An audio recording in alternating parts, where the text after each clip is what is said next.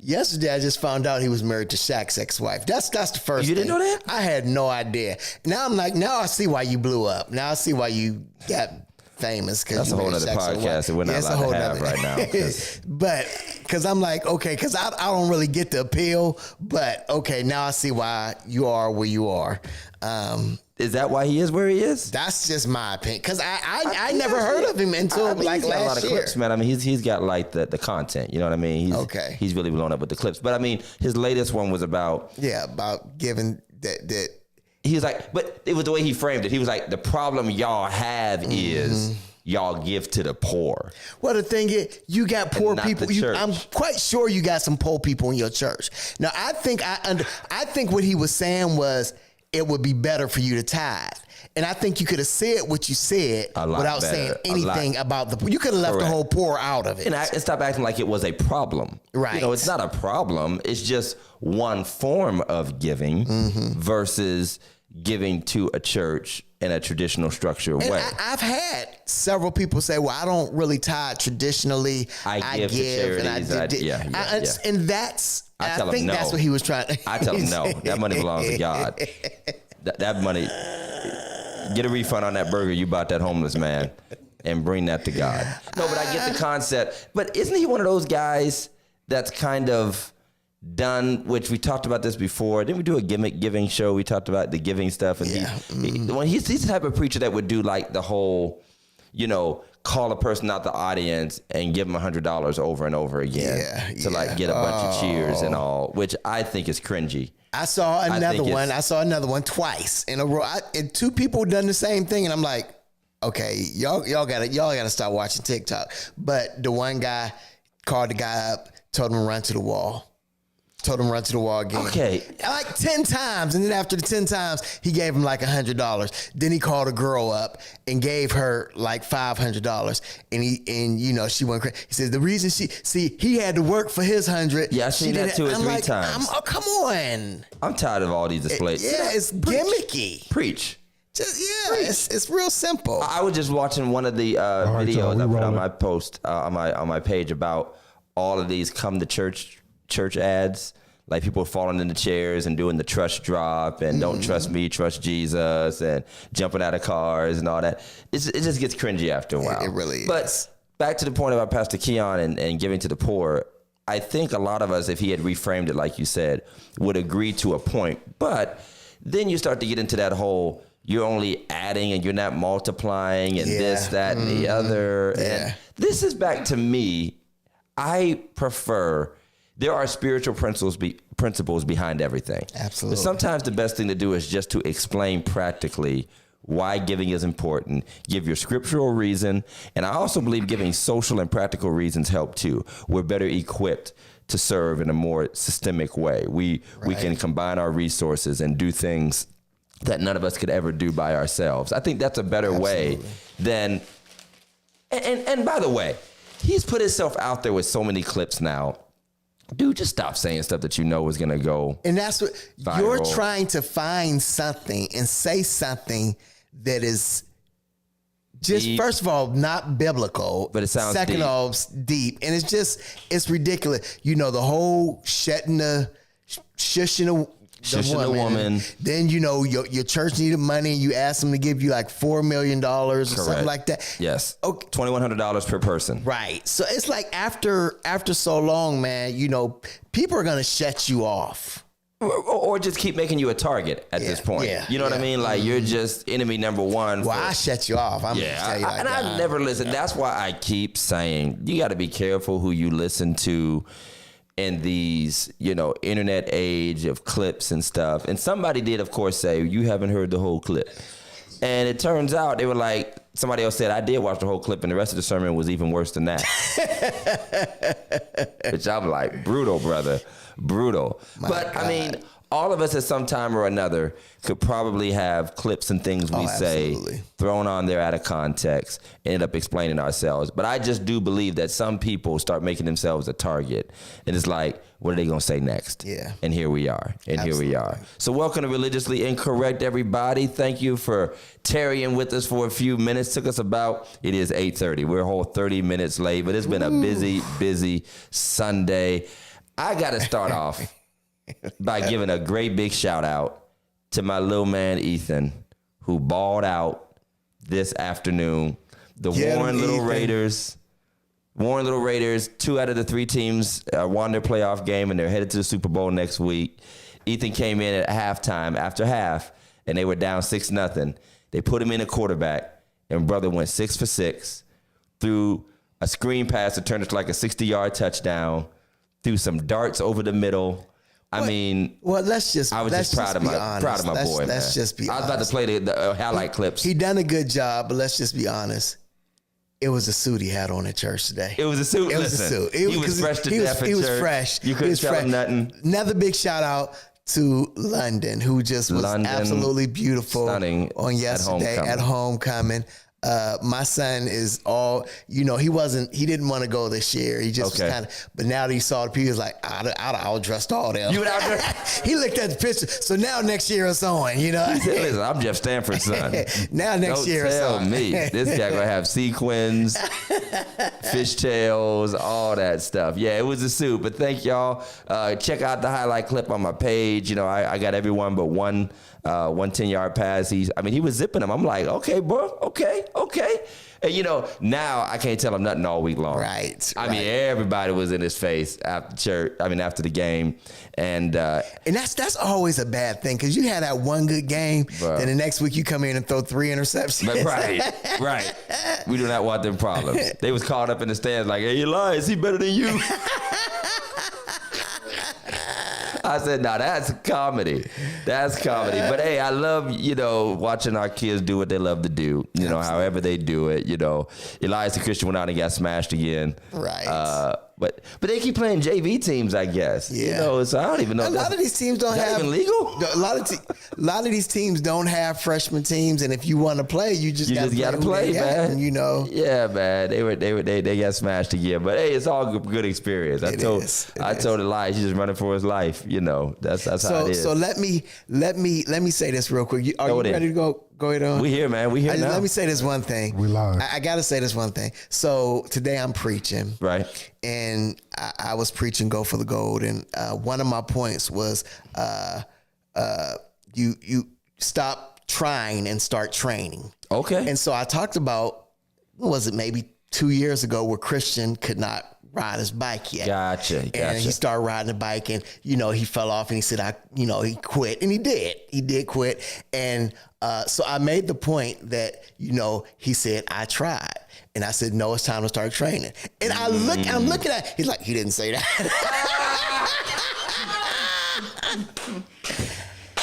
Listen. If you go tell these stories, Pastor Jeff, you can't have your own kids fact checking you in the church like it's a Trump debate. He just said it to his mother, but I'm looking directly at it because I'm telling the story. Yeah. You knew exactly what he didn't say that. But I did take him back out because I was like, you're going to learn to ride this bike. I didn't say. Man, so I am going to tell the church next week, I did not say it's time to train. Man, don't take it back. No. Don't take it back, man. That boy don't pay no bills. That boy don't pay no bill in this house. He don't got no ministry in the church. It was fun because me and my wife were both telling him off on the way home. Right. When I say something in church, that's what happened. Yeah, that's what happened. I tell my kids, I tell the stories. I got the mic. You want to tell a story, you start preaching. Everything goes the way I said it went. That's hilarious. It was funny. I just feel like you got to pay some bills to correct the sermon. Right, at least be a tither. I mean, something.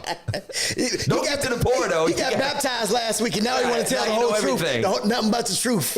So help him God. Hey, he saved. He saved. I love it, y'all. I love it. It cracks me up. Well, first things first, we want to offer our prayers again to all of the hurricane victims down in Florida. Yes. I mean, between Helena, is it Helena or Helene? I think it's Helene. Helene? Doesn't matter. It was destructive. And Hurricane Milton. Yeah. And thankfully, Milton wasn't as horrific as it was stated. Let's pay these bills real quick. We got to do that. Yeah, let's do the ad. Oh, yeah, we forgot. Well, we're brought to you by... Brought to you by the African American Community Fund. The African American Community Fund, established in 2020 of the Foundation of Appalachian, Ohio, supports Black-led and Black-serving organizations throughout the 32 counties of Appalachian, Ohio to elevate the quality of life and address disparities in African American communities. Please check them out. Give them a call at www.appalachianohio.org. or give them a call at 740-753-1111. That boy can read. That boy can read, man. You read that like fine print, brother. You read that like at the end of medication commercials. They be like, Sudafed may give you hip pain, big toe. The side effects of this is side effects be worse than the actual pain. Exactly. Just let me die. Big toe cancer. No, we are thanking God, Brother Dave, that you made it through Helene and Hurricane Milton. It's just been crazy to see. And then there was like a fake picture going around of another hurricane. What? People posted up a fake picture of another hurricane, and the meteorologists were like, stop sharing this. My boy Chris with WFMJ was like, stop sharing this. I thought you was about to say Chris Gunther. Gunther was down and he interviewed the hurricane. Chris Gunther interviewed the hurricane. Chris Gunther. He's like, so how mad are you? Exactly how mad are you? When did you get started? Chris was like, I gotta interview all the stars. But I mean, we are grateful. That makes me laugh. Turn to Chris Gunther's show today. Well, Hurricane Helene will be on his guest. Her and Monique. But I mean, I'm glad, but it's just crazy what happens, when you see all the stories. First, it's everybody's got to get out and abandon. You need to leave your homes and all of that. So it turns into like a mad rush out. Then there's the stories of those who cannot get out, or feel like they're best taking their chances. Right. Did you see the guy they called Lieutenant Dan? Yes. Who survived it on the boat? Why? Why not? No, if you got one leg in a boat, you have to be Lieutenant Dan. I mean, I feel like that's kind of mandatory. If you have one leg in a boat and you live in Florida, but come on. That is absolutely crazy. He made it through, though. He made it through. And he probably got a GoFundMe out of this world. I saw somebody who literally had their house tied down. Yes. I was like, it survived. That is absolutely crazy. They got the straps. I went last year. Out of my dad's pickup truck. Last year when I was at Fort Myers. Every old black man got the straps in the back of their pickup truck. It's all rusted out. You can't even crank it no more. You just tie it up. But last year when I was in Fort Myers, when I preached in Fort Myers and went over to my boy's house, I mean, it's literally, they got regular windows, but then they got these other windows that close over the window. Over the windows. I just don't want to live. I mean, I understand. I mean, but it's Florida, if that's where you stay, that's where you stay. But man, that's the scary. cost of living next to Trump. I mean, did it take out Mar-a-Lago? That's what I wanted to know.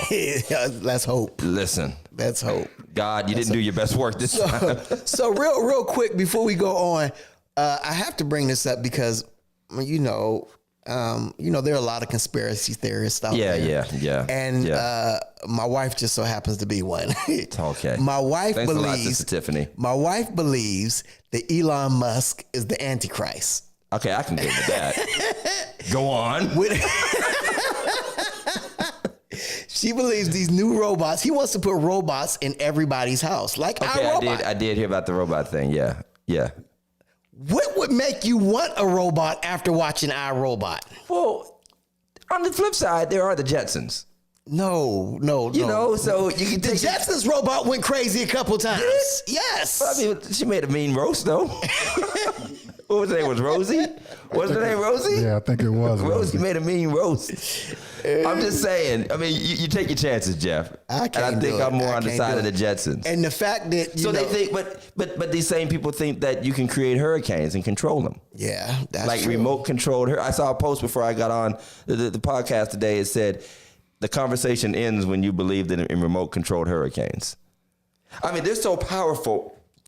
They say that these things are like as powerful as 1 million atomic bombs or something. Yeah. Like, what makes you think we have a machine that can control that? It's called. What was the name of the Jim Carrey movie where he was? Bruce Almighty? No, not Bruce Almighty. Where he was in a dome. But remember, they created a hurricane in that dome. It was like his. Truman Show. It's a Truman Show. I actually like that movie. I did too. I like that movie. They created a storm. They created a storm. That is correct. Well, I mean, so we're all living on I was told sound stage. I was told that the government dropped some dry ice in the Atlantic, and that's what caused the hurricanes. The government dropped some dry ice. They put 30 pounds of Skittles in the water. They did like we used to do. We want to take a bubble bath. They got all this dish soap and poured it in the ocean. I mean, I don't understand why there weren't any black folk in the Jetsons. No, I don't know, Mr. Bynum. Now, George's boss had a little blackness to him. Why no black people on the wall? George. Why no black people on the wall? George's boss had a little Sherman Helmsley. He had a little George Jefferson kind of look to him. But he was white though. He was white though. He was definitely white. He wasn't light skinned. He wasn't yellow bone. He was definitely white. All right. Well, there weren't no black folk in the future. Somebody's plan succeeded apparently. But I mean, I just feel like we have to have some kind of sensibility. We are really in the age of misinformation and disinformation, but also where people embrace conspiracy theories, and that is such a toxic mix where you don't believe what's true, but you're willing to believe the most ridiculous things. Absolutely.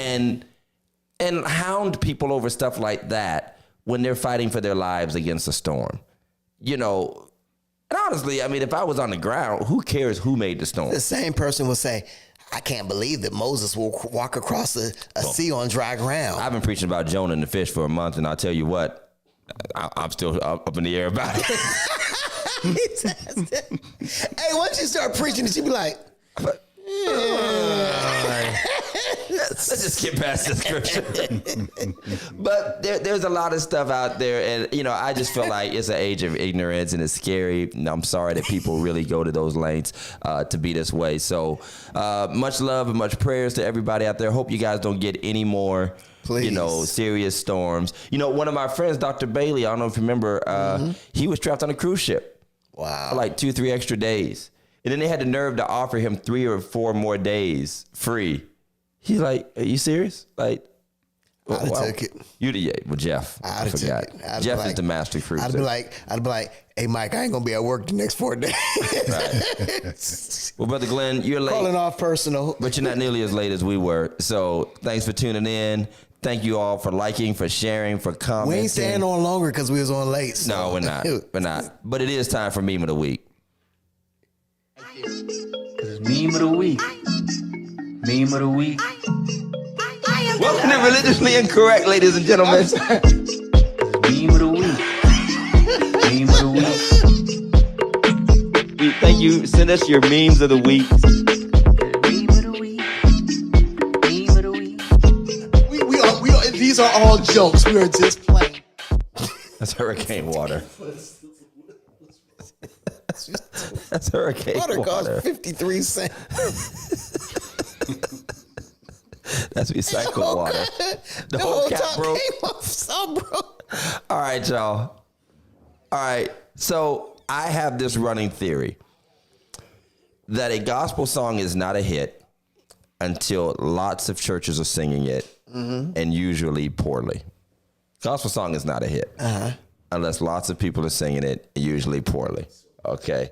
Now, one of our favorite songs that blew up one of our newer gospel stars, Tasha Cobb, Break Every Chain. You know, but everybody sing that poorly. Everybody sings it, and nobody even wants to sing it anymore, to be honest, which I'm grateful for. Please. I'm grateful for. That's one of those songs people ask, what do you not want to hear anymore? That's one of them. But this church is still very much enjoying themselves.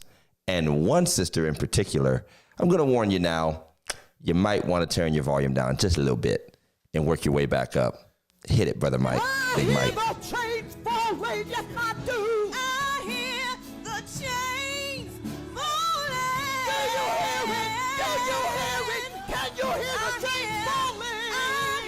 I hear it. Do you hear it? Do you hear it? Get up on your feet. Do you hear it? He can break every chain. He can break the chain of lying. He can break the chain of stealing. He can break the chain of homosexual. This is a sing-off? And the pastor needs to stop her. They need the mute ministry. Okay, so here's what makes me mad. First of all, the young lady actually singing the song. She sound decent. Singing. She was decent, yeah. If I was her spouse, parent, child, you know what I'm saying? I would have been fighting that other lady for screaming over that. Absolutely. Fairly good solo. The bad thing is, and the bad thing is, I believe they rehearsed it. But I like believe that, they though? like that. I Are believe you they sure rehearsed she it did that just in like rehearsal? That. I don't think, because I think if she would have just done that there, somebody would have stopped her. She ain't gonna make it in. Martha said those chains are broken, they still locked up. I mean, we've all seen that person, and maybe we might have even been that person who gets overexcited. And you're not even talking anymore, singing anymore. You're like barking. You're like just ranting. And I'm glad she hears the chains. And she clearly wants to know if you hear the chains. And we heard. And she said, I hear it loud and clear. I heard. She heard the wrong key. She heard the wrong key. Richard I mean, said, she could have just done a simple Kirk Franklin. You know, I hear. she could have did nothing. Somebody was singing the song and singing it fairly well. And even somebody else came in with a nice little harmony. And she just decided she wanted to sneak a preach, start a whole deliverance service in the choir. I know why. Didn't nobody say nothing to her? Okay, Mike. Okay, so Mike, Coach Mike has a theory. I think she was the original singer, and they offered it to the other sister because she missed rehearsal. And he said, "This is my song." I like theory? that. I like that, but I think I got a better one. Got a better one? I think she's the first lady. Oh, that think could she's be. the first lady. You know what? Ain't nobody gonna say nothing to the first. Ain't nobody gonna say nothing to the first lady. Ain't nobody gonna say nothing. Ain't nobody gonna say nothing. You might be right. Because we sure don't say nothing to Shamika. Shamika, if you're watching, I'm turning your mic on. We don't say nothing to Lady Shamika. We mute and meet me. We get argue in the back. When I give the signal, Big Mike knows what to do. I mean, and again, I hope Tasha is honored by that rendition of her. No, Tasha gonna say no. That's not Tasha who said let that mask work for you. Oh no. That was Eveline herself, Kim Burrell. Kim Burrell, who I now refer to as Eveline from The Wiz. Let that mask work for you. Let that mask work for you. So if you have a meme you'd like to send in, shoot it to our inbox or email it to religiouslyincorrectpodcast@gmail.com. Please let the chains fall off of your life, or this lady will be knocking on your door with her own microphone and speaker, making sure that the chains are falling off. And here's the bad thing, Pastor Jeff. If nobody got delivered that day, it'd be all for nothing. All for nothing. All that ranting and raving just for the person in the back to go out and smoke some more crack. And you didn't do a doggone thing. As soon as she got done, she dropped the mic. She's like, sexual chocolate. Sexual chocolate. Well, First Lady, I hope you enjoyed your moment in the sun, because now you are religiously incorrect. We want to thank our sponsors who support this show, the Phillips Family Care of Businesses, Phillips Care Lawn Services. I enjoy doing my lawn, but you probably do not enjoy doing yours. So call Phillips Care. Let them take care of all of your yard needs as we head into the winter season. And when we get there, when the snow does finally fall, they'll be taking care of your driveways and your sidewalks and your stoops as well. Reach out at 330-219-7916. And while you're at it, check out Phillips Care Cleaning Service. They do residential and commercial cleaning, move in, move out, carpet cleaning, upholstery for furniture, and all types of renovation and repair work in buildings, inside and out. You can check them out on Facebook at Phillips Care LLC, or call my man Fernando and tell him that Religiously Incorrect sent you. We're also sponsored by Annex Events. Planning the perfect event? Look no further. At Annex Events, we've got everything you need to make your event unforgettable. From stunning tents, comfy chairs, and all the extras, we've got you covered. Super Bowl parties, graduation parties, corporate events, and of course, church banquets and anniversaries, and last-minute losses by the Ohio State Buckeyes. We cater to all. Plus, our friendly team will handle the setup and breakdown so you can relax and enjoy the day or drown yourself in your tears as Will Howard takes a knee while the clock expires when they could have kicked the field goal. Call Annex Events and let's make your next celebration a hit. As you can see, I'm traumatized, but if you mention Religiously Incorrect Podcast, you'll get 10% off your first rental. Call 330-979-2909 or visit annexevents.com. Did I say it right? You said it right. Did I do it well? You done it well. You done good. I need delivered from the Buckeyes loss, but man, we all do. It be what it be. Well, Pastor Jeff, today's show is entitled Stuck in the Middle. Stuck in the middle. Stuck in the middle. And here is my premise for tonight. There is a middle generation that is hurting, pressed, pressured, stressed, and often overlooked and forgotten about as it concerns their needs in and out of the church. Absolutely. And it's my generation. It's my generation, the middle generation. I would call us young Xers, old millennials, that like 30 to 50 range, right? Like 35 to 50 range. And here's the premise. I read a great article about this, Sister KK. It stated that this generation is stuck simultaneously raising children, usually up until like sort of the adult teenage years, and at the same time beginning to take care of their elderly parents. Wow. And I read an article about that and how it presses them on both sides because their parents are getting older and because people are living longer. Thanks a lot, Mom and Dad. you usually end up being the caretaker, you know, starting to help them, even if it's just helping around the house, right. Or it can be more serious about taking care of their affairs if they get, you know, very sick. Absolutely.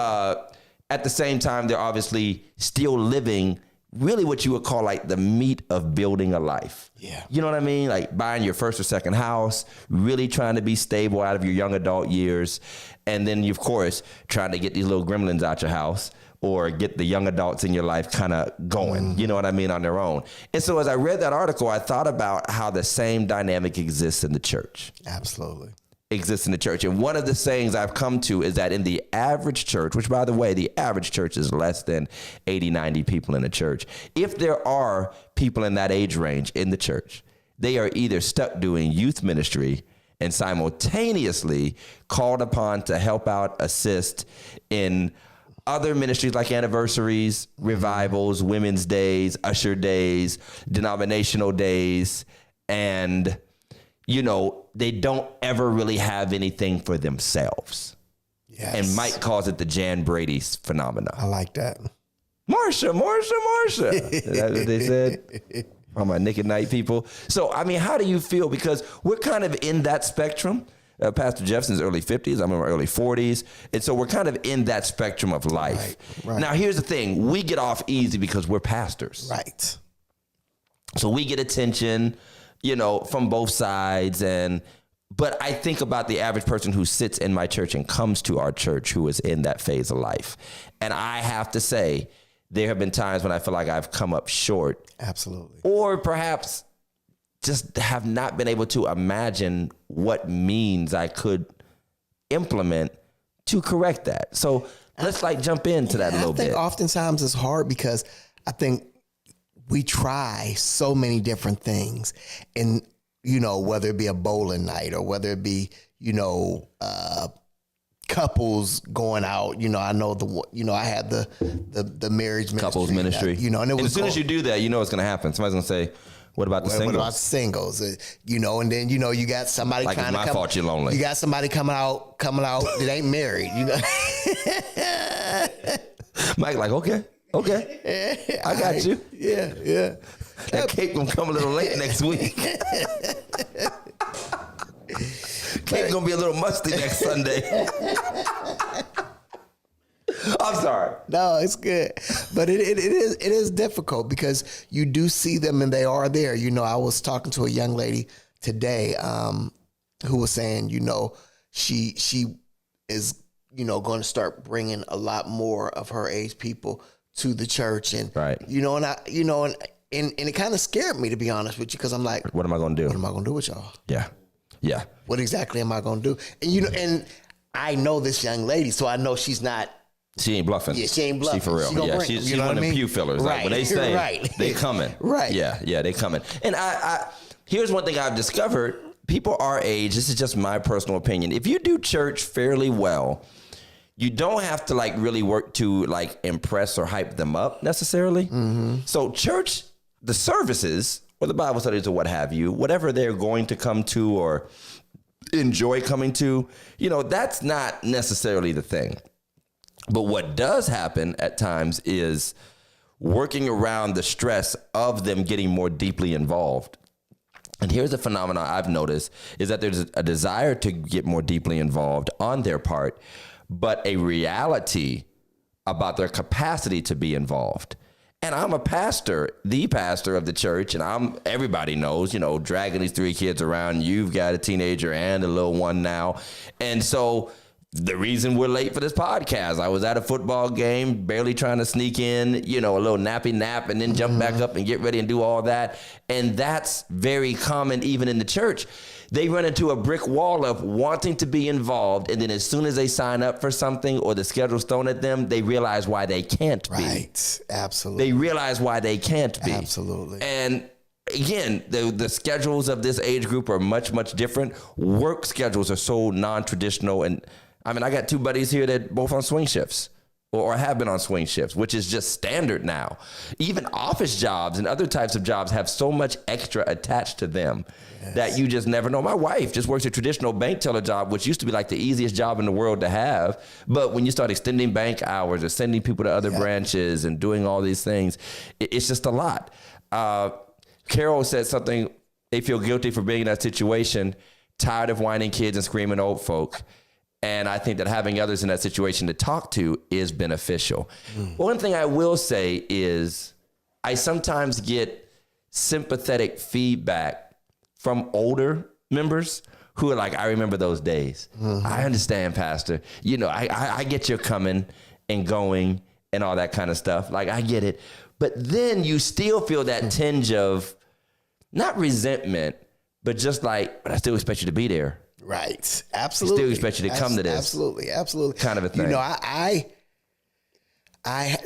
because I have to drive so far, and because I don't want Tiffany driving, oftentimes I'm late to Sunday school because you know what I mean? And so I feel bad, and then even if I do get there early, Grayson is gonna mess up the whole Sunday school. Yeah, you already know. Because you already know. He ain't gonna. You can't even tell him to be quiet. He just gonna say what he want to say. Backflip off a pew. He gonna say what you know what I'm saying. And then it's like the attention is off of the class because everybody wants to show him love. That's the baby of the church. Yes. This.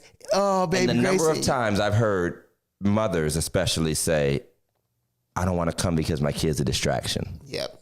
I'm embarrassed. Doesn't matter how many sweet old ladies say, it's all right, baby, I'll hold him for a minute. They just feel the embarrassment, the attention's on them. Of course, sometimes I barely hear it or I just hear a little shuffling or whatever. And of course, I say all the time, you can never do any worse than my kids have done. Shamika has literally got up and walked out of church with London and Ethan. Elias was the better kid. London and Ethan, Lord have mercy. She was literally like almost to depression because we just couldn't get through a service with them. Right. So I understand and I tell people you can't do any worse than what my kids have done. And I'm used to preaching through distractions and noise anyway. But you can't tell that parent that, who in their mind, that volume is on 11. Right. Nobody can. And sometimes there are members in the church who just overdo it. Absolutely. I'm like, you've been in church for 100 years. You mean to tell me you really got to keep your eyes 50 feet away because you saw a kid toss a teething ring or something? Last week when Grayson got baptized, a lot of Tiffany's family came down, and as soon as I got up to read the scripture, he was cool the whole time. As soon as I get up to read the scripture, go away, go away, go away. Maybe he was talking to the devil. And I said, Grayson, I'm reading. I stopped Grayson. Wow. And, you got to do that. And my cousin was like, "How many times do you have to do that?" And you don't have, and like you said, oftentimes you just feel the eyes looking at you. You feel the people looking at the baby. You feel, so they're there. They're there. I've got to the point where I said, Christian, if he starts getting too loud, you're his older brother, take him downstairs, take him up to my office. You know what I mean? Right. But you don't want that too, because I really want Christian in the service. He don't need to be saved. He's baptized now. He's good. But I say all the time, and thank you, Mike, for posting that. Excuse me, I thought that was Ingram. I'm sorry, Mr. President, Pastor Harrison. We got too many Michaels around here. Thank you, Pastor Harrison, for posting that. I often say that youth and the commotion that comes with them is a sign that the church is growing and has a future. And it is a sound and a disturbance that a lot of churches wish they had. Absolutely. There are a lot of churches that wish they had the youth and the families that bring those youth. And so I say, be grateful for what we hear and what we see. A little kid escapes and run down the aisle, or you have those little moments. Again, it's a sign that's happening. But what he said earlier, I really want you to put that up. How do we find meaningful minimum ministry? Because a lot of what we expect out of people getting involved in church from attendance itself is almost a weekly commitment and more. Right, yeah. Everything, choir rehearsals, Bible study, of course, coming to church, then they add a monthly meeting for a men's fellowship or a women's fellowship, and then they start to pile on each other. And for the church folk, for the lifers out here, we're like, this is normal. Of course I come to church every Sunday, and of course I'm at choir rehearsal every Saturday. And it's not to say that they wouldn't want to, but usually by the time that family gets to the church, something else already fills that space on a weekly basis. And so how do we find ways? Now, some of my ushers and different ones can say, listen, all I need is 1 week, a month, sometimes every other month. Same thing with like children's church or something. All I need is 1 week, a month. And some churches don't have enough people to be able to say that. And when they need you, they really need you. And here's the other thing that all of our churches have to be cautious about. We say we'll only need you this much, but once we get you, it's like asking you to work extra hours all the time. Absolutely. You know what I mean? Absolutely. And nobody wants to feel guilty about saying no and not being available. But it's tough. So how do we find meaningful ministry involvement and meaningful fellowship? Now, here's the other crux to that. Because most of our churches are modest sized, there were usually only so many in that age group. It's usually the smallest age group in the church. You'd be lucky in a church of 70 to 80 people to have 4 to 5 people that age together. So how do you create something robust? Because if we are going to have a singles night, or a couples night, or a game night, and it's just the 6 of y'all, yeah, I mean, there's no guarantee everybody even likes it, or is that tight or that cool in that group. Yeah. So, how do we build that out? Because we've struggled. I was talking to some other churches, like, what are you doing with your young adults and da-da-da-da. It's like a common struggle. Very large churches can sometimes just put on these really big mixers and game nights, and we're going to have line dance night and all that stuff. But what about the modest sized church? Yeah. Don't nobody want to get out here and have a line dance night with 3 ladies and 2 dudes on their phones? So how do you feel like we can find ways to? I agree with you, like you said earlier, that oftentimes just the alternating of that ministry, and hopefully you have enough people to do it. But like you said, oftentimes you don't, and if you don't, it becomes really hard.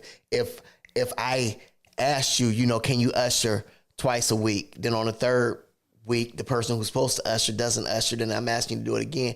Okay, so now you either putting your kid that you do have, in, children's church, or where, it always gets hard, man. And trying to find something different, trying to think outside the box, right? To find something different. And then, if you're a person like Pastor Todd who don't like mime, stop. Because, you could, the mime ministry is always something good. The flag ministry, kids, we're not really kids. We're talking about 30, 40-year-olds. So a lot of 30, 40-year-olds like that's not mime ministry, and we have our own older ladies dance ministry. So there's no age on the mime yet. They will get it. They out there with walkers and stuff. They will get it. Debbie was canes. Debbie Ingram will train them all.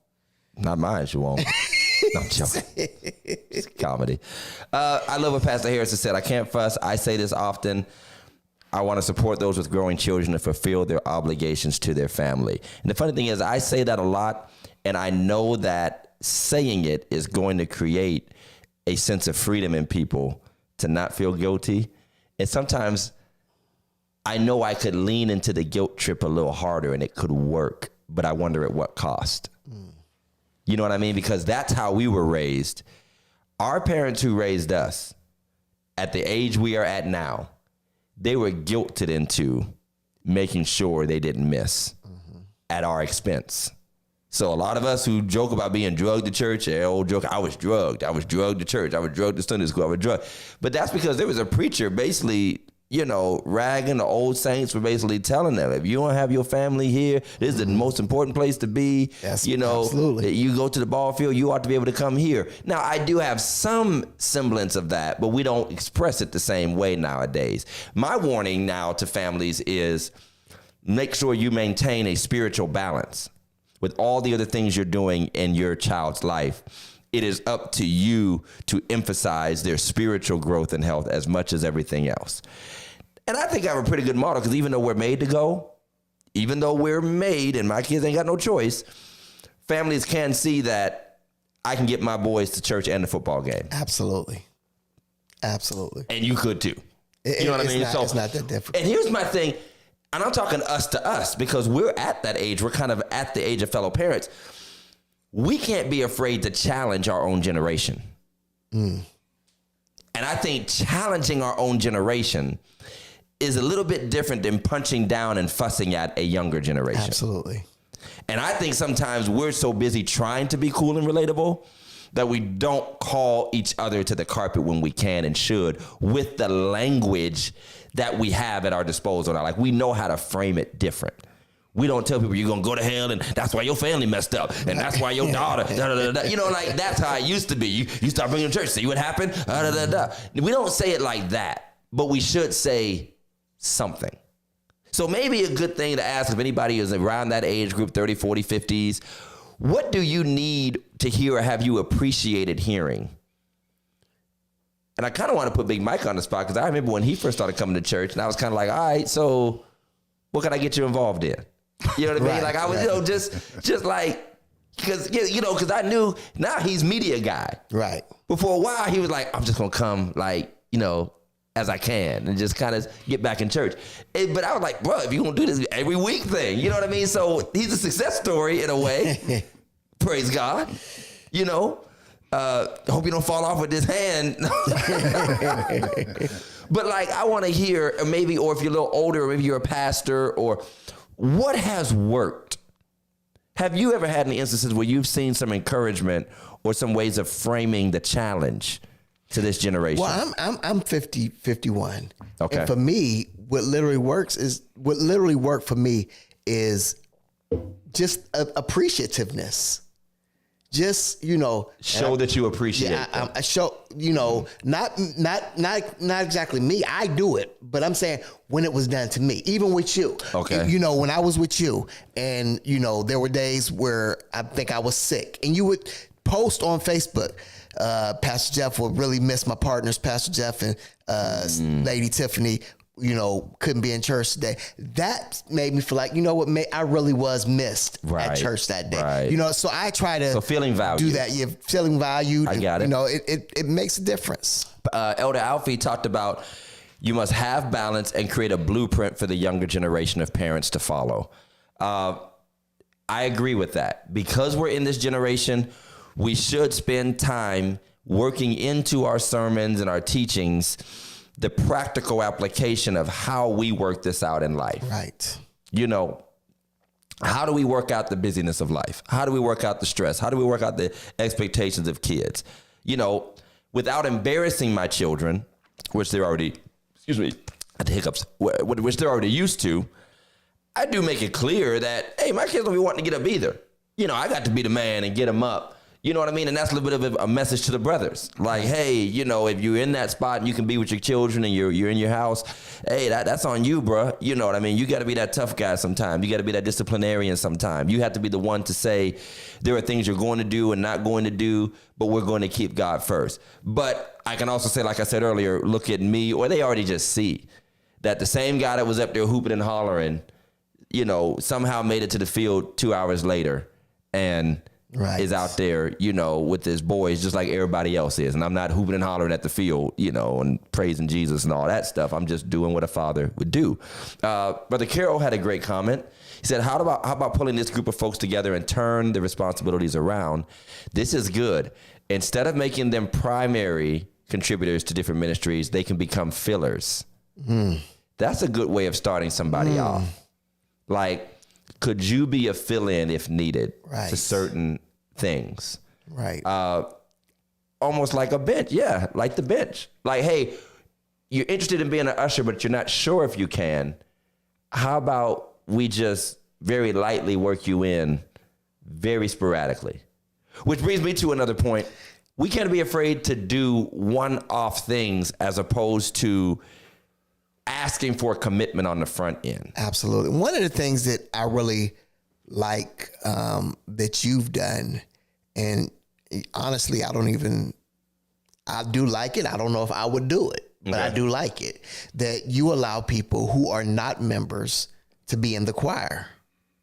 To a point. You're correct. To a point. And so that to me is like, okay, you're giving them the opportunity and space to still do what they desire to do, but without the obligation. And hopefully it will lead them to an obligation. Right. One of the other things, you know, I have a young man right now who is a football coach. You know what I mean? And, you know, I made it clear. He made it clear to me I won't be, because his football games are on Sunday. And so, you know, I know a lot of people look at, you know, why he ain't here.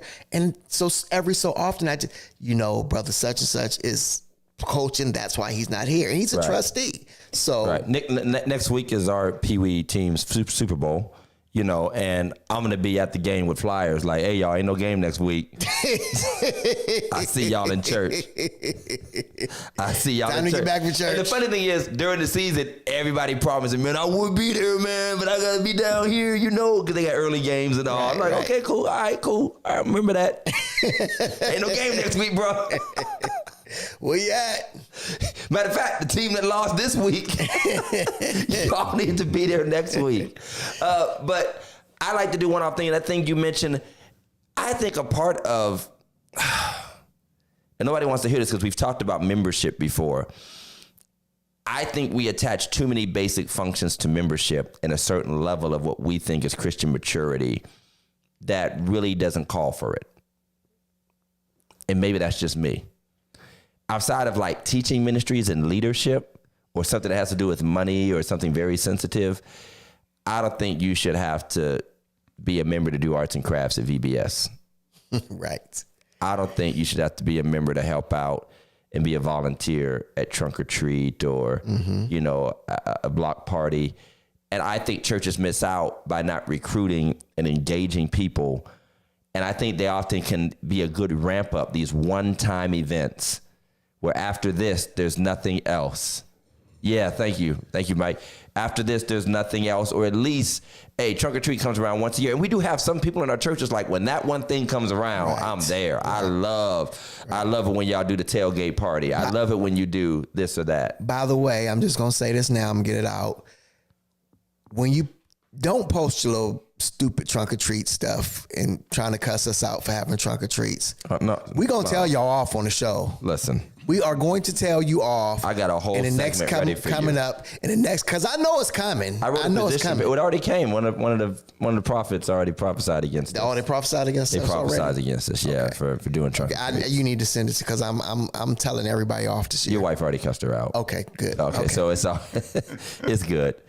I love that, Mike. Set the calendar in the beginning of the year and allow people to sign up and work it into their calendar. That is really good. That is really good. And we have to take on the obligation to remind them and not just drop it until the week of and be like, oh yeah, You said you would buy all the candy for the harvest party. Right. You know what I mean? Right. You said you would make 10 cakes, didn't you? You know, because everything sounds good when it's just an idea. So the other side of that is, how do we minister to this generation with the stresses they have outside of church? We have a generation that's talking far more about mental health issues. Absolutely. We have a generation that is dealing with, you know, all of the, and again, we're talking slightly older. I'm not talking about young adults. I'm not talking about early 20-somethings. I'm talking about people that were raised on traditional values and are wrestling with what they see and understand. I mean, I'm getting constant questions about gender issues and what are they seeing from our generation.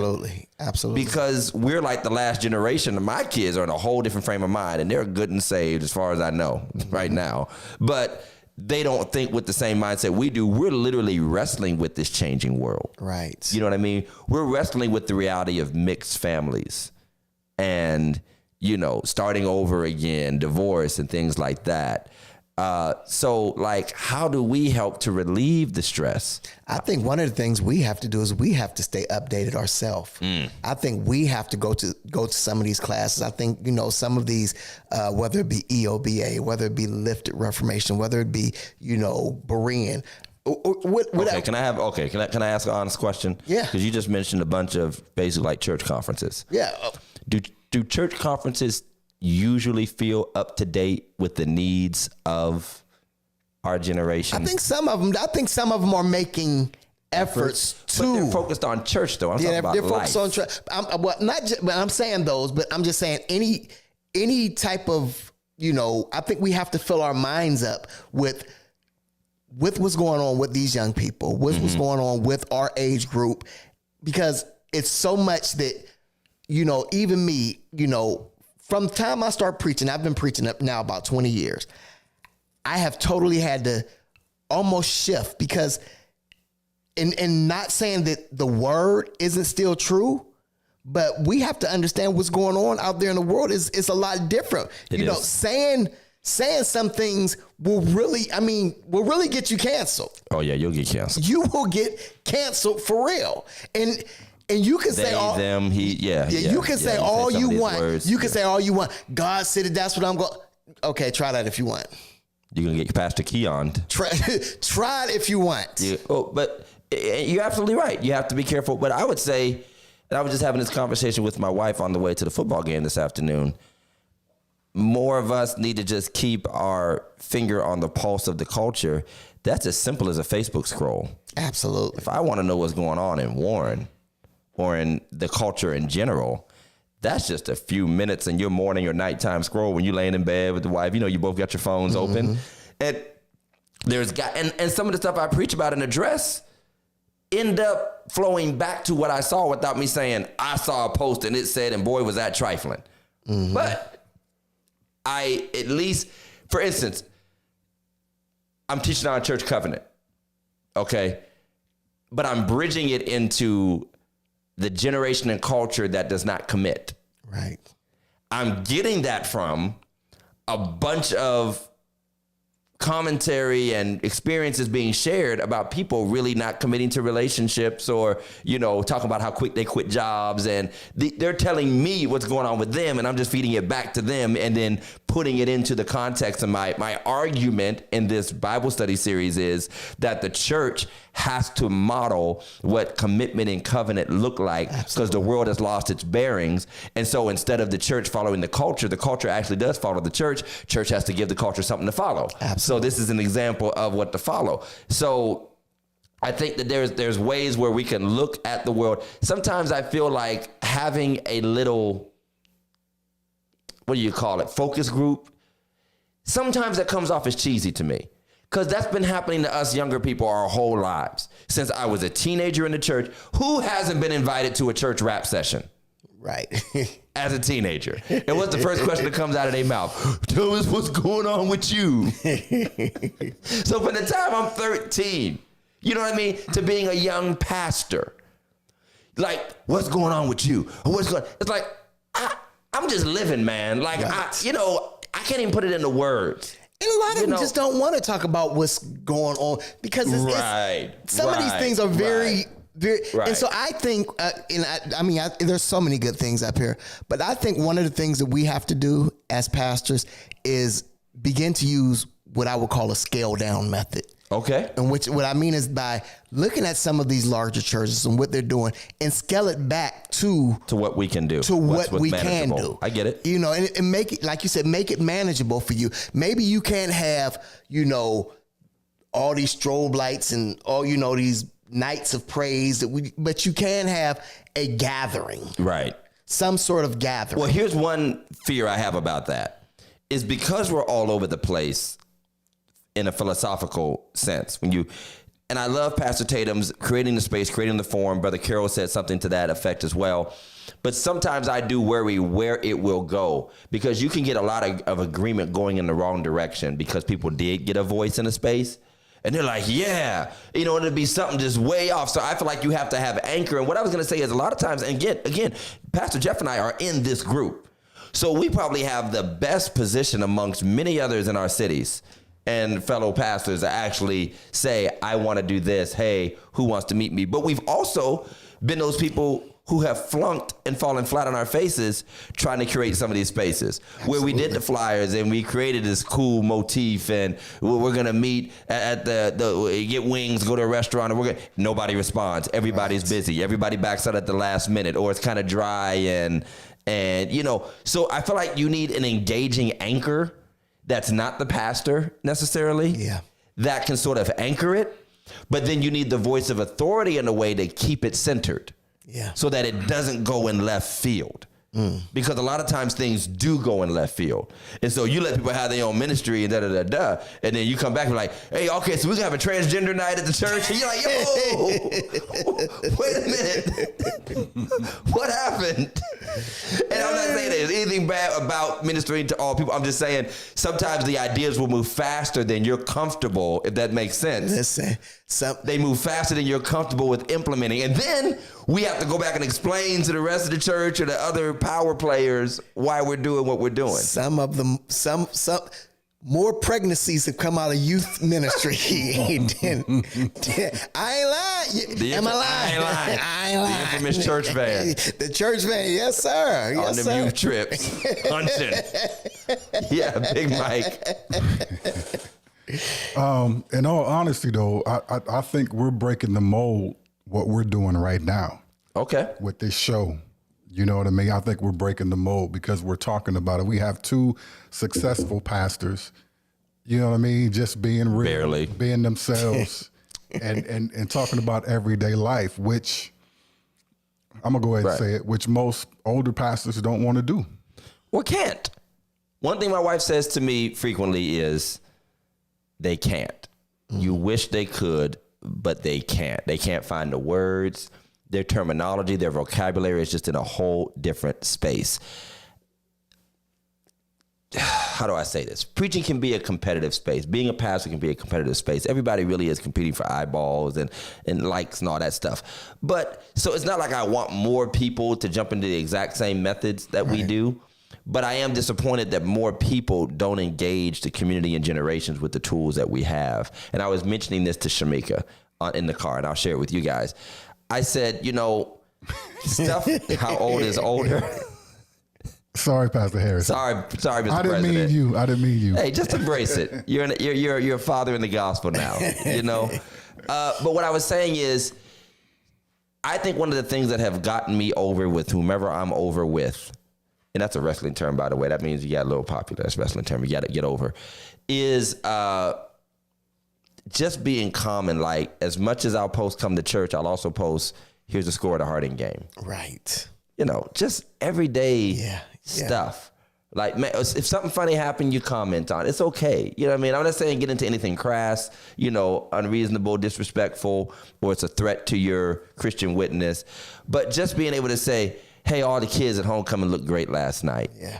You know, blessings to all the graduates. There are a lot of or pastors. them seeing us out at games.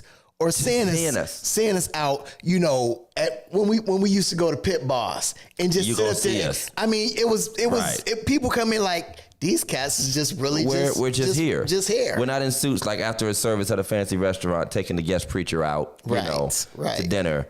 And I think that's what engages, at least at the front end.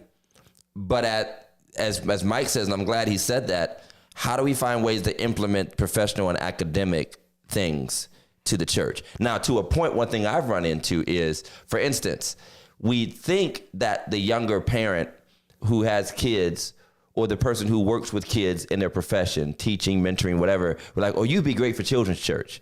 And their rebuttal is, I'm sick of kids. Right. When I come to church after teaching these kids Monday through Friday, I don't want to see another snot-nosed kid. All. You know what I mean? Or I'm sick of accounting. I do accounting all week long. I know you want me to be a trustee, but I'm sick of numbers. I want to come and do something different. So we do have to find a balance and not pile on. For some people to be a passion. They teach because they love to teach, and they would teach anywhere. Miss Sister KK is like that. You know, she loves to teach, has always loved teaching, has been a teacher, her profession.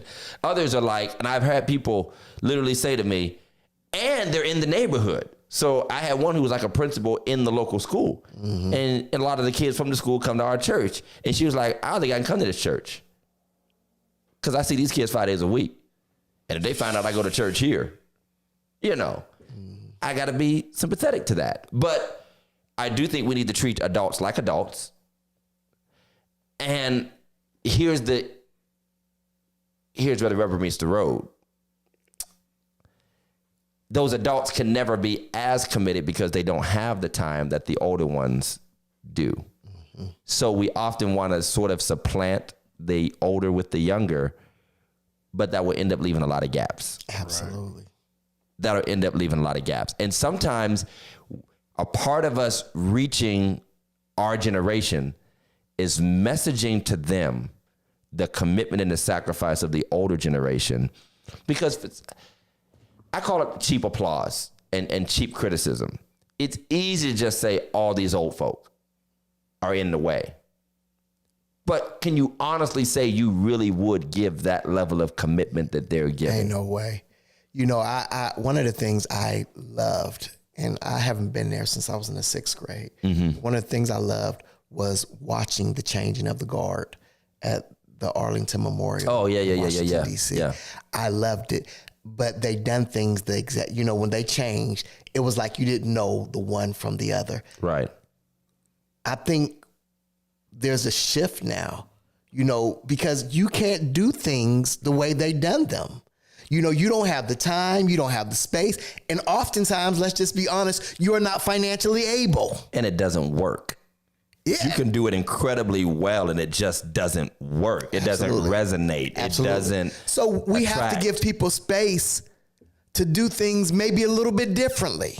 Right. It's not going to be the same way Sister Carol done it. Right. You know, Sister Carol. Sister Hattie done things. Sorry, Sister Hattie. Grandma Hattie done things a little bit different. All these ladies exist in my church for real. If you say whole lady's name, you're going down my membership list. I'm sorry. I thought Hattie wouldn't get. I wouldn't. I thought Hattie would make it. Hattie passed away a couple years ago. I didn't think Hattie would make it. She was there. But you're right. And so we do have to create that space. We have to create that sense of honor. Pastor Tatum says it well. The Bible says David served his generation. Hey, yes. And we ask older pastors to serve a younger generation in a capacity they cannot without help from the younger generation. Now, I will say there has to be, and this is the biggest difficulty of any pastor. People say there aren't cliques in the church, and there are. There really are. Always. There really are. And some people you can count on to come to something or be a part of something if the right person pulls on them. Yeah. And if the right person doesn't pull on them, you might as well forget about it. It's not even happening. It doesn't exist on their radar or whatever. And both sides of this coin, and we're talking mostly younger and older generations. When I say younger, I'm speaking right now of my 30, 40, 50s, early 50s. And then when I say older, I am talking 60s, 70s, 80s, kind of really honed in, can always count on them in the church doors every time it's open. It's really hard to get like a sellout support from one to the other whenever something is not up to their speed or style. So the older might humor the young for something, but you can almost feel the hesitation and just, I'm not into this if it's a little different. Mm-hmm. And the younger are just like, let's just get this over with. I came to help y'all do XYZ. Right. I know I got to carry all the boxes and, help set up and clean up after the dinner, work in the kitchen, and let these old ladies fuss at me, and I ain't stirring the grits right, and I just want to leave, So it's really hard to build that. And I try very hard, and sometimes I back off for a while because you just get exhausted of constantly telling older saints, none of us are going to be here forever. One of the strongest legacies you can leave is that you help to encourage the next generation to do it the best way they could. Because I can guarantee you what you're doing right now that is traditional and familiar to you was not to someone else. Was not. So what you are very familiar with doing since the 80s, 90s, and 2000s, and you're kind of stuck there, but that's the way you've been doing it, was probably very unfamiliar in the 50s, 60s, and 70s. Right. You can sit here and act like that first bulletin I walked in 2015, which is still pretty old school style bulletin with the hymn on the back and da da da da da. You can act like that always was, but we all know it wasn't. Yeah. At some point, you created that. Yeah. So at some point, we're going to end up creating something else. Something else. Absolutely. Absolutely. And so we can't all just fall out. Who was the pastor of Glendale? Glenn something? Glenn. It's a big giant church. I can't think of the name of it. But anyway, this pastor was saying that, we have to close the back door on ministry. Okay. Close the back door. Yeah. Close the back door. And he said what he done was he went to the church and he asked the church, what problems do you have in your neighborhood? And they began to write down every problem in the neighborhood. We got gun violence. We got this. We got that. He said, what ministries do we have in the church? And they wrote down the ministries on the other side. He said, now let's connect the dots. Does this ministry serve? Does what we have at the church actually serve our community? And from that's how we got the people to join those ministries that actually serves the community. But is there space to serve the church too, though? Because you know what I mean? I get the concept, and I obviously would, me, I would love to do that. But I also know that church is still church by itself in a way without the community, if you know. Absolutely. So that's the hard part, because you still need ushers, you still need singers, you still need deacons, you still need trustees, you still need children's church workers, and that might not necessarily be the whole clean up the community, stop gun violence, kind of situation. I've still got Ethan halfway convinced that I'm Batman, so and my I had him convinced for a good 6 years that I was fighting crime at night, and that's why I always drove a black car. So you have had a black car. I've had a black car for a long time. Outside of the Benz. Outside of the Benz, yeah, for a long time. But no, I feel it. And I think that a lot of these conversations, this podcast included, can involve some preaching to the choir, where we're just talking to each other. And I think creating those forums about issues. But can I be honest, as a pastor, it's exhausting. It is. And there is a... She said, "Orange." Yeah, sometimes there is a weariness that comes with chasing, because that's what you're kind of doing. You're kind of chasing the right solutions and methods and people, and you have disappointments, and you've invested money and time, and hey, we all know what it's like to put that flyer out there, man, and you sitting in the room by yourself with some pizzas and wings like, this sucks. Well, let me ask you this. But then there's that familiar crowd where you just go have church with them. Yeah, absolutely. Well, Let me ask you this in that same subject or in that same context. How does that work with your preaching, with your articulation? Do you try to say things? Obviously, for the older generation, we can go to the cross First on 20 every minutes. Sunday. First 20 minutes is for my younger set. There we go. First 20 minutes is always for my younger set. Last 15 minutes or so is just getting into preaching mode and kind of finishing it off, which I think I'd like to think it's genuinely accepted as long as you give something from that space. It's like everybody gets a piece. Mm-hmm. The first 20 minutes, most of my younger people are going to get like my 2 points out of my 3 points that I normally do. My first 2 points are more like life relatable. Right. Usually. And my last point is more of a finalization, spiritual resolution that may not resonate always in the same vein as that happy deacon in the front of that mother or Mother Marsh, or, we're ready to celebrate, But, because I know how attention spans work too. Right. So I'm fine with it. I know you're checking my phone. You're checking your phone by the time, by the time Quayne is tuning up. So Right. I'm good with that, Right. So I think that matters. And then I try to take I never put hooping on Facebook when I need to put a clip up.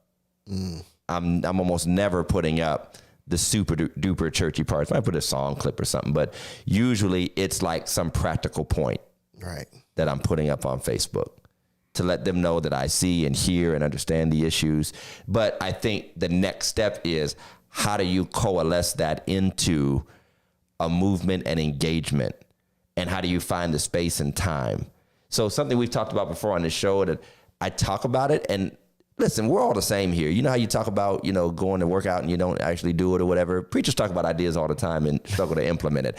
I've talked about okay, we're going to do this ministry for parents, but we're also going to have a babysitting for your kids so that you can go Right. to the ministry. Yes.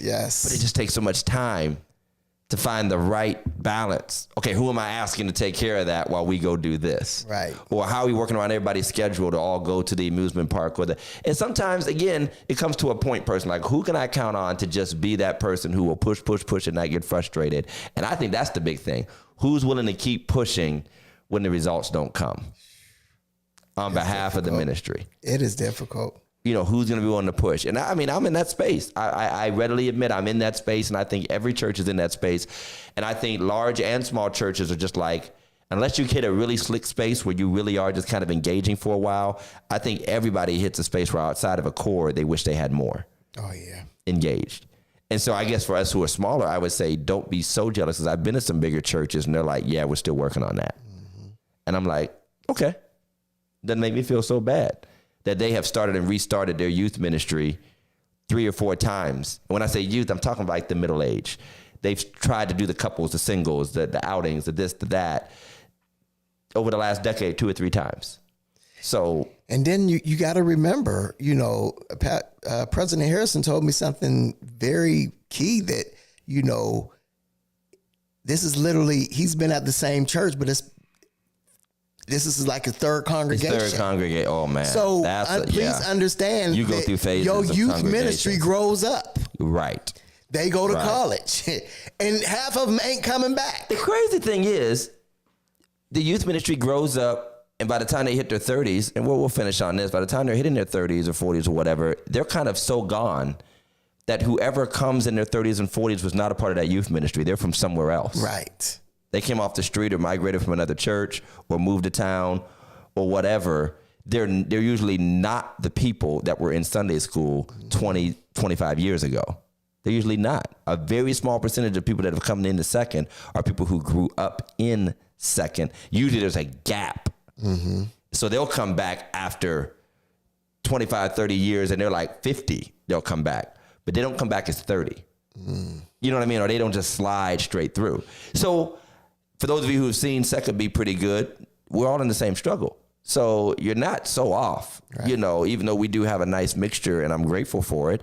And here's the last thing about it. We have to be okay with the fluctuations that our generation presents. Yeah. Because there are some weeks I look out and it's just like a big mixture, and all these families came in. I'm just watching couples come in, young people come in. Then there's times when it's like this week was one of those weeks. It was like mostly just your core crowd, a little light congregation that day, and you don't have all them folks that just came in. I don't know if it was homecoming, if it was what, but your mind just ain't there. Right. So we have to be okay with that and not treat them like less than, because their pattern is twice a month and not every week. Yeah. And I think that's one of the statistics that I read. That is the average faithful church member now. Twice a month. It's twice a month. None of y'all try it. Don't none of y'all try it. I need my cape every week. No. So I appreciate the conversation, and we appreciate the ideas. And if you are one of those people in your church who are in that age bracket, 30, 40, 50 something, know that you really are valued. And sometimes it doesn't feel like you're valued, but you're so very needed. Very needed. So that's what I was going to say. You're valued, but you're valued, but you're also needed. Yeah. You are definitely needed. Yeah, I've appreciated the conversation, Pastor Jeff. Absolutely. I think it's been a great I night. love you. We're really grateful for you all tuning in. Thank you for the comments and the conversation and the shares. And for all of you who will watch a little bit later, thank you for tuning in. You can always catch us on all of our podcast platforms, Facebook, YouTube, as well as all of our audio podcasts. Will be uploaded usually within the next 24 to 48 hours. We hope you catch up and listen to anything you might have Tune missed. in next week. Todd and I are having a preach off. Having a preach off. We're having a preach off. I'm bringing my own keyboard. Actually, I got the app with the whoop triggers. Brother, it's actually pretty slick. So Ethan's getting pretty excited about using this, so he might come out the bag one Sunday. It's going to be a great week. So we appreciate you all watching. Big Mike, any words, any thoughts? Yeah, thank you for your prayers, Second Baptist. I appreciate it. I'm doing good. I'm doing fine. I'll see y'all next week. Y'all notice how Brother Mike came to the podcast. He didn't come to church, though. So y'all can all get on him next week. I was waiting for that. Y'all can all get on it next week. But hey, we appreciate y'all. You can get in, Pastor Kid. You want to be in a preach off on this? Can you hoop, Pastor Kid? Can you hoop? Listen, let me tell you something. If you want to get big, just be a white man that can hoop. Man. Well, you know what? We love some the white funny hoopers. thing is, White hoopers like the John B's of the church. Our regular listener, Pastor Dave Holbrook, can hoop, but he doesn't all the time. He didn't do it when he came to my church, so I'm disappointed didn't? now. Dave, we need to talk.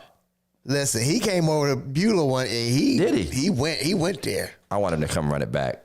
Running back. I'll get on the organ Mr. for him. Holbrook. Listen, like I said, the white preachers who hoop are like the John B. of the church. Justin Timberlake of the church. We'll fall in love with you forever. The Robin Thicke of the church.